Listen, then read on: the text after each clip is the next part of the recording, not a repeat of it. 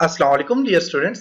आज के लेसन में हम देखेंगे कि आप फोटोशॉप की मदद से बैकग्राउंड कैसे क्रिएट करते हो और उस बैकग्राउंड को अपने वर्डप्रेस के थीम पे कैसे ऐड करते हो। तो आज के लेसन में साइड का हमने क्या करना है कि इसका बैकग्राउंड कलर चेंज करना है।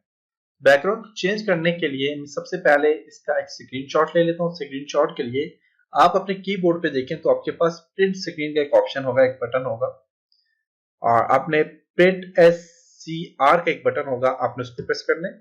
और फोटोशॉप में मैं जाता हूँ और यहाँ से मैं फाइल में जाके एक न्यू फाइल लेता हूँ और ओके कर लेता हूँ और यहाँ पे कंट्रोल V करके इसको मैं पेस्ट कर लेता हूँ। वापस यहाँ पे प्रिंट स्क्रीन आ गया। अब मुझे जो बैकग्राउंड कलर चाहिए उसके लिए मैं यहाँ पे फाइल में जाके तो एक न्यू फाइल ले लेता हूँ।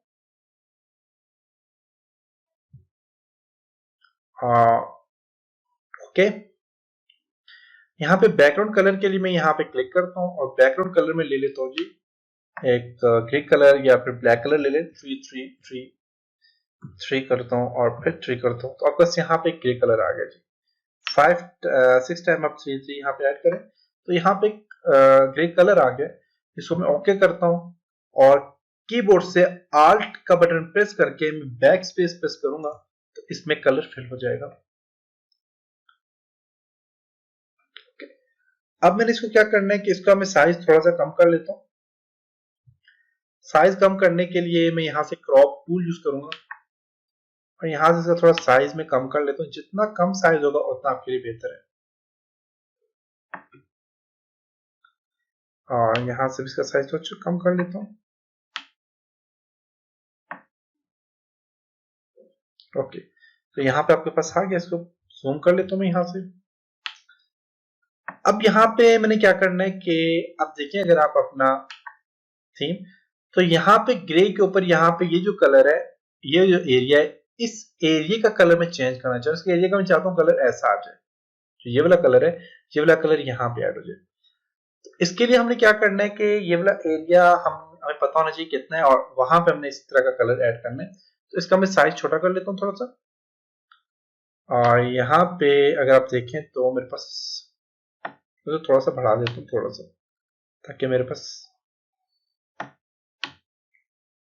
मेन्यू आ जाए। कितना काफी है, तो साइज यहाँ से इस तरह कर लेता हूँ।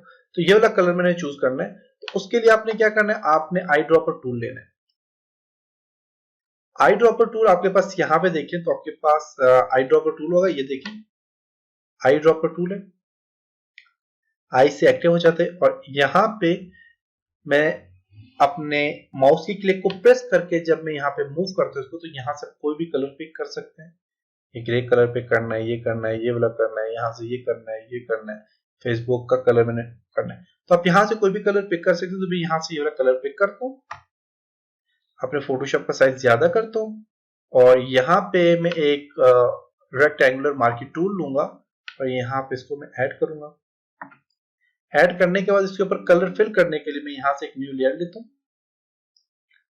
यहाँ से न्यू लेयर ली मैंने और इसके अंदर Alt बैक स्पेस प्रेस करके मैंने ये कलर फिल कर दिया और ओके, कंट्रोल D प्रेस करके डिसलेक्ट कर दूं। इसको जूम करता हूँ कंट्रोल और प्लस को प्रेस करके। अब यहाँ पे मुझे साइज देखना है कि ये कितना साइज है यहाँ पे इस कलर का।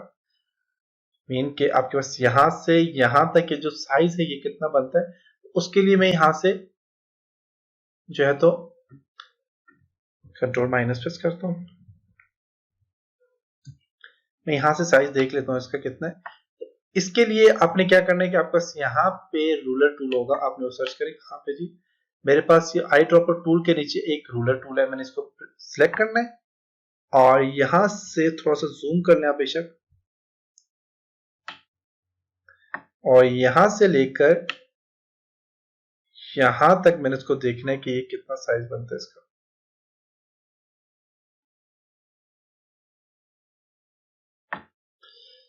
तो ये बन रहा है जी आपके पास इसका बन रहा है 41 बन रहा है। तो इसको 40 पिक्सल कर देता हूँ। 40 आप बेशक कर लें, बल्कि 41 ही कर लेता हूँ इसको और 41 ओके। तो 41 यहाँ से ऐड करने के लिए आप यहाँ पे जाएं और यहां से इसी रूलर को सिलेक्ट करके और यहां से इसको 40 आप कर लें। 40 आप यहां पे मैंने ऐड कर लिया हाइट। ओके, और यहां से ड्रैग करके आप यहां तक इसको स्केल को लें और यहां पे आपने क्या करना है, कंट्रोल टी प्रेस करके आप इसका साइज यहां से यहां तक लें, बल्कि इसका थोड़ा सा साइज आप ऊपर कर लें यहां तक, और ओके अप्लाई। एक यहां से न्यू लेयर ले लेता हूं, ये टूल यूज कर लेता हूं और इसको यहां से यहां तक ड्रैग करता हूं। कलर इसका व्हाइट देता हूं, आल्ट बैक प्रेस करके व्हाइट ले लें, कंट्रोल डी सेलेक्ट और इसको इसके ऊपर मूव कर दें, येलो को इसके ऊपर मूव कर दें। अभी पीछे आ गया, कंट्रोल प्लस में प्रेस करता हूं और यहां से कंट्रोल टी प्रेस करके नीचे वाले बोल के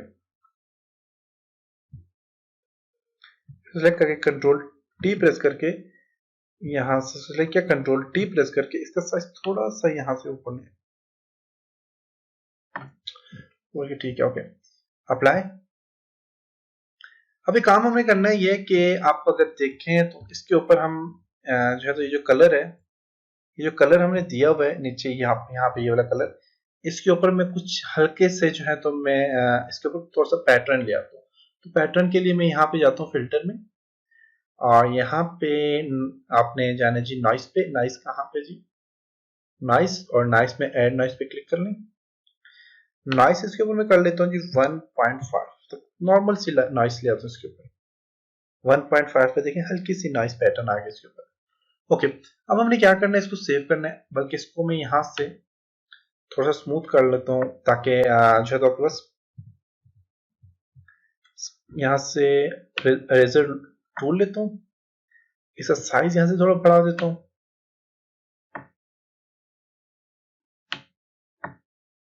और हार्डनेस थोड़ी कम करता हूँ।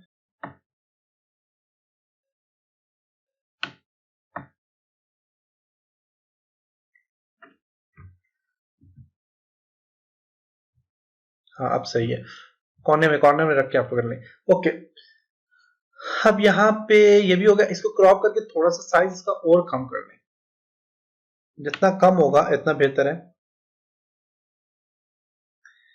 इसको मैं कर लेता हूँ जी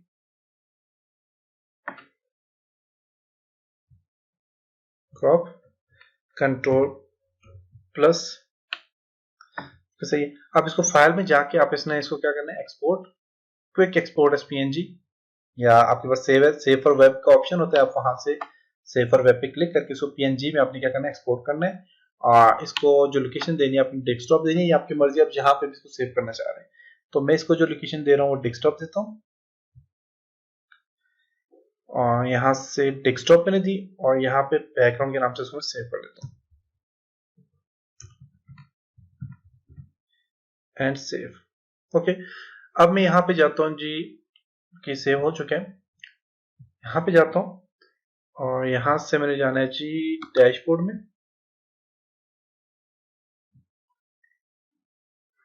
अपीयरेंस में जाना है और यहाँ पे